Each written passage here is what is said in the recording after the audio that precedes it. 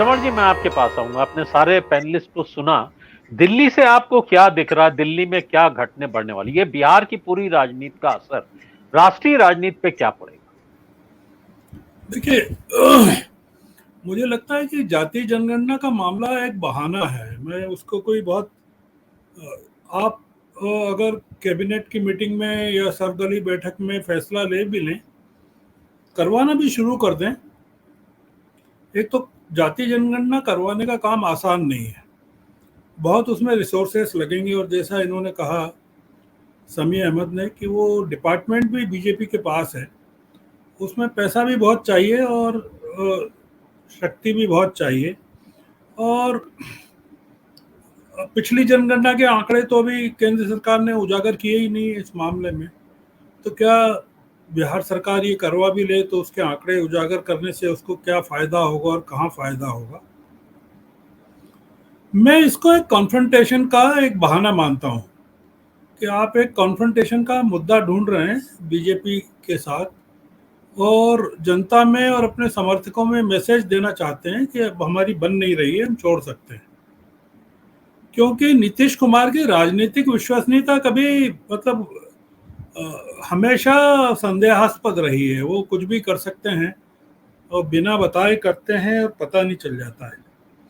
ये आपने रामचंद्र प्रसाद सिंह के बारे में अभी जो बात चल रही है कि उसमें एक चीज तो उससे पता चल जाएगी कि उनको राज्यसभा में फिर से भेजती है कि नहीं जेडीयू, क्योंकि इतने नजदीक जो आदमी हैं इनके नीतीश कुमार के पिछले 25 सालों से, और जो बीजेपी के साथ ब्रिज का काम कर रहा है नीतीश कुमार के और बीजेपी के बीच में, वो अगर फिर से, और जो कह रहे हैं कि इस बार राज्यसभा के कैंडिडेट जो चुने जाने चार, उनका चुनाव विधायक करेंगे, तो ये भी अपने आप में एक बड़ी बात है कि वो ये देखना चाहते हैं कि भाई रामचंद्र प्रसाद सिंह की कितनी जेडीयू में इम्पोर्टेंस है या नहीं।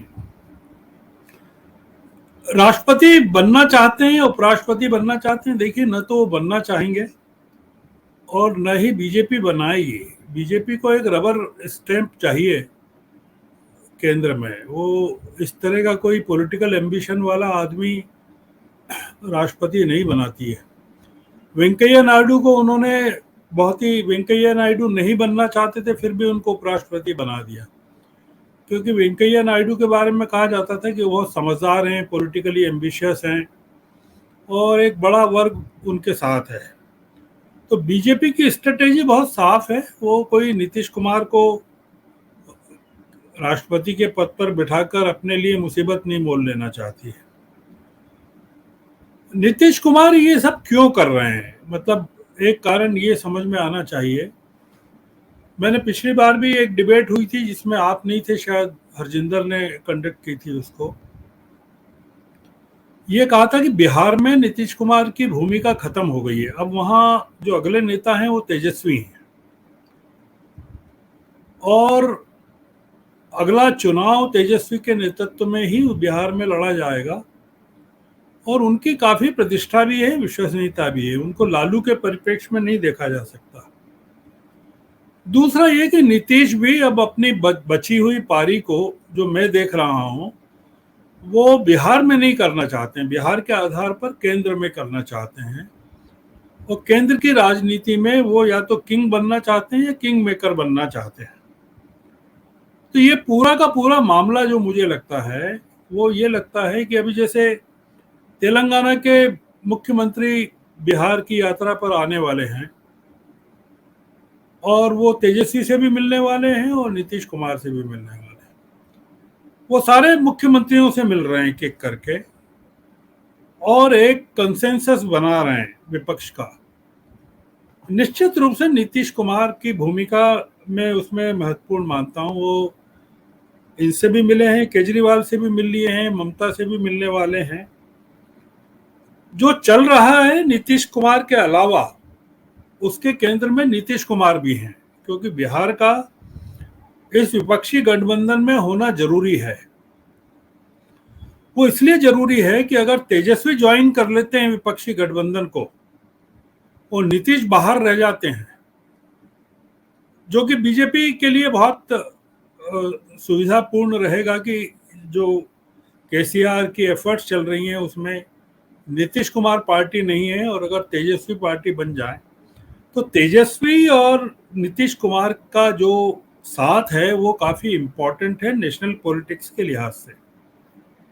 एक चीज हमको ये समझना होगा या अध्ययन कर सकते हैं हम, मतलब नीतीश कुमार को बीजेपी के साथ संबंधों को हम उस दिन से देखें जब मुख्यमंत्री थे मोदी जी भी बिहार के और मुख्य गुजरात के, और उन्होंने कुछ पैसा बिहार के बाढ़ पीड़ितों के लिए भेजा था और वो नीतीश कुमार ने वापस कर दिया था।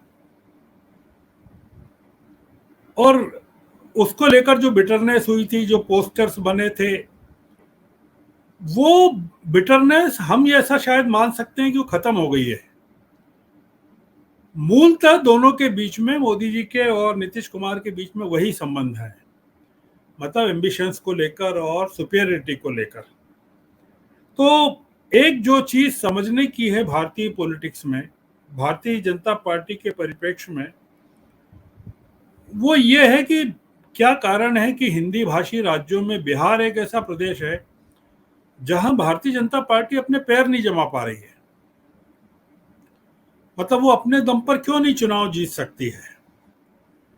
और दूसरा ये कि जो हमने अभी पंजाब में भी देखा और दिल्ली में भी देख रहे हैं, तो भारतीय जनता पार्टी को लेकर या भारतीय जनता पार्टी की ताकत को लेकर जो एक ऑरा बना के रखा हुआ है कि वो सुपीरियरिटी पे या उसको कोई परास्त नहीं कर सकता या उसको हटा नहीं सकता, तो वो एक जो डायमेंशन है उसमें नीतीश कुमार की भूमिका महत्वपूर्ण होने वाली है। मैंने पिछली बार की चर्चा में भी कहा था कि अब नीतीश कुमार का जो रोल है वो राष्ट्रीय स्तर पर वैकल्पिक नेता के तौर पर उभर सकता है।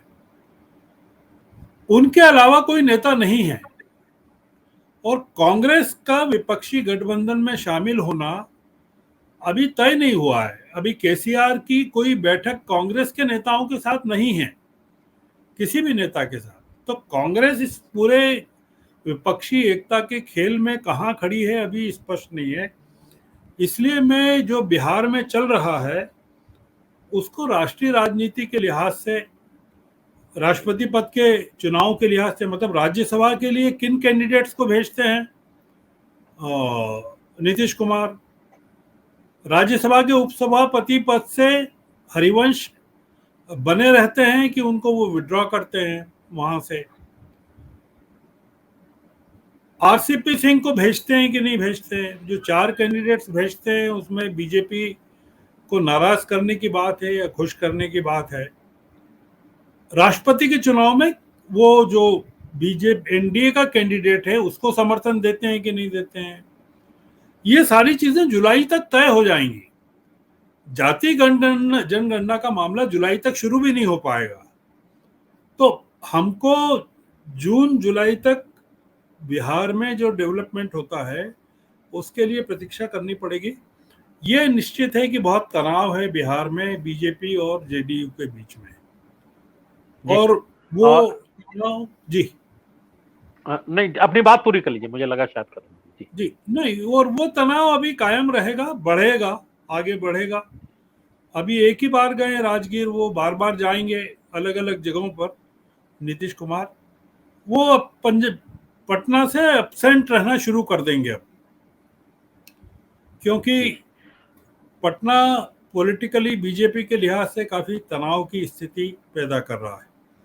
तो और बिहार अगर चला जाता है किसी भी तरह से, जैसा मैंने पिछली बार भी कहा था कि पिछली बार जैसे जेडीयू के पास 16 सीटें हैं अभी, अगर मैं गलत नहीं हूं तो, और लोक जनशक्ति पार्टी के पास 6 सीटें हैं, 22 सीटें तो ये हैं।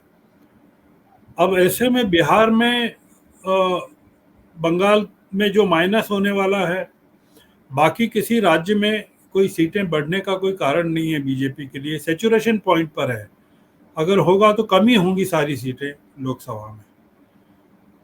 उत्तर प्रदेश में भी कम होंगी, जो अखिलेश ने अभी विधानसभा में काम किया है। तो इस लिहाज से ये जो आने वाले 3 साल हैं 2 साल हैं, वो बहुत महत्वपूर्ण है। और उसमें नीतीश एक फोकल पॉइंट के रूप में उभर कर आ सकते हैं विपक्ष की राजनीति के लिए।